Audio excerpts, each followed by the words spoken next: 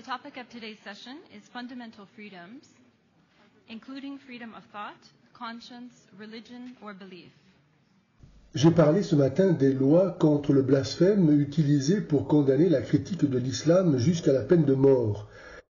Je voudrais maintenant dénoncer l'organisation de la coopération islamique qui, disposant d'une délégation permanente aux Nations Unies, travaille à obtenir au niveau mondial la reconnaissance du délit d'islamophobie et sa transcription dans des droits nationaux.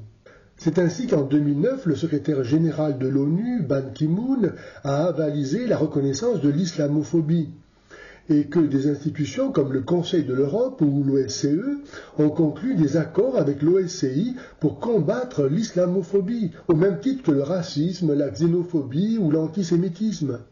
Les États occidentaux ont ainsi accepté d'appliquer eux-mêmes la charia au prix du mensonge équiparant racisme et islamophobie, race et islam.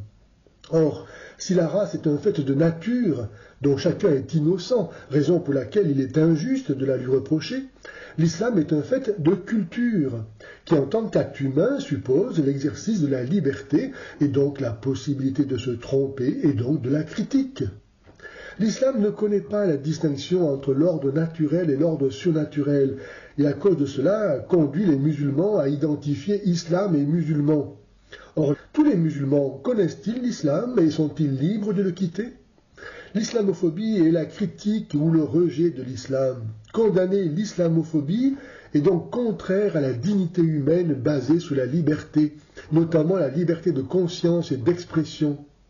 Cet amalgame entre islam et musulmans est utilisé pour rendre l'islam innocent, vrai, nécessaire, comme la nature elle-même.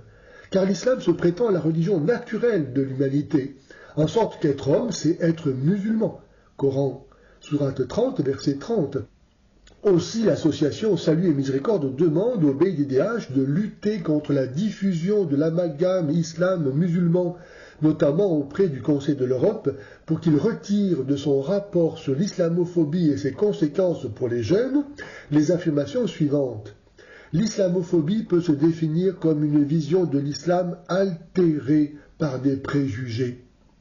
Et encore, l'islamophobie est une violation des droits de l'homme et une menace pour la cohésion sociale.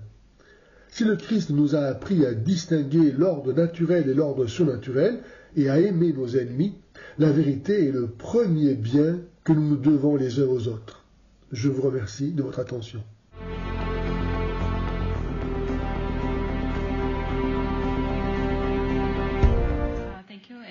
To the last intervention, I would just like to remind all participants to please adhere to the provisions of the Code of Conduct, particularly the principle of non-discrimination.